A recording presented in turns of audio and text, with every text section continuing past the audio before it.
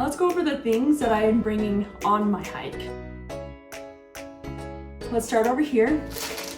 Food, very important, especially for me and my baby. You want to aim for foods that are high in calories, semi-okay for you. Next thing, you want to be sure that you have plenty of water. When you go on your hike, you'll figure out before you go, are there water sources? Am I going to be crossing water? And if so, it's nice to keep something like this called a life straw, and it's just a water filtration system. You just open up that, throw it in the water, and just suck up all the water. I've used it once. It's not amazing, but it will get you out of a pinch. I like to bring a whistle, and I wrapped duct tape around here because who doesn't need duct tape? Like, all the time. Also, this is nice because it's a waterproof case where I can keep my matches. A compass, so we'll go over how to use a compass and everything like that in another video. You want a compass and a paper map. Unfortunately, I do not have a paper map. I do have a digital map though, which I can print out and be able to use my compass with, but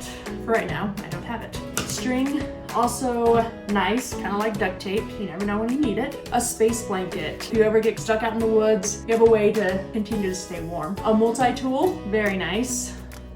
You have your knife.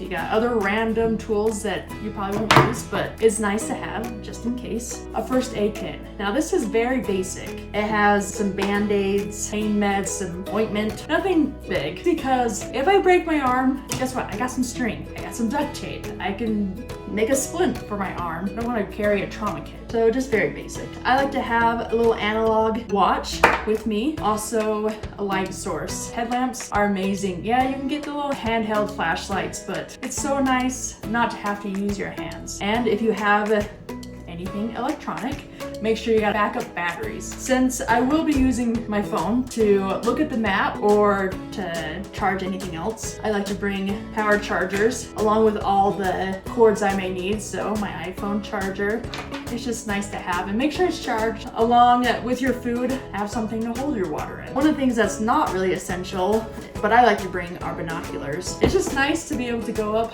on a ridge and look out, see if you can see any wildlife or creep on people. So when it comes to my backpack, I like to have one that can hold a camelback, have enough room for all my stuff, and if I need to like throw off a layer, throw it in there. One thing I also like is to have a plastic bag, and I just kind of stuff it in there just to make it waterproof. And then I can just throw things in there and keep them nice and dry.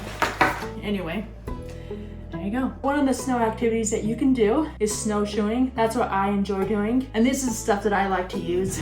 These trekking poles, it's neat because these come with different like footing accessories. So I can take these off when the winter's done and put other footings on it that are more for the summertime. There's multiple accessories that come with these trekking poles. Now I got my snowshoes. I've had these for the last couple years and I've really liked them. They've held up. You know, they haven't broke on me yet, so that's always a good sign. When you're looking for snowshoes, make sure you get the right weight rating. And there should be guidelines wherever you buy it. They should tell you, like, these are rated for this much weight. Anyway, guys, that's the end of my video. Hopefully you enjoyed it. If you guys got value out of this video, please like and subscribe. And in the comments, if you have any feedback on what we can do better or what you would like to see in our future videos, please let us know. Anyway, see you guys.